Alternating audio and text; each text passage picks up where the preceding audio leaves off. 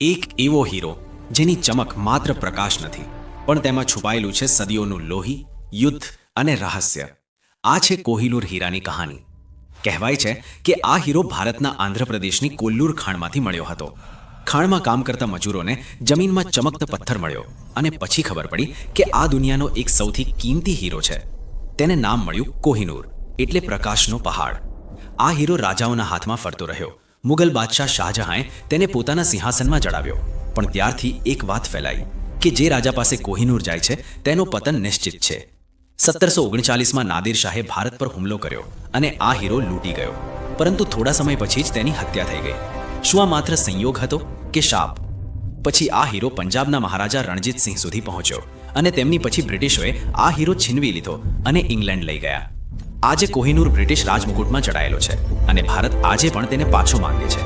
પણ સવાલ આજે પણ એ જ છે, શું કોહિનૂર ખરેખર શાપિત છે કે આ માત્ર એક કથા છે? કોહિનૂર માત્ર એક હીરો નથી, આ છે સત્તા, લાલચ અને રહસ્યની એક અનોખી કહાની.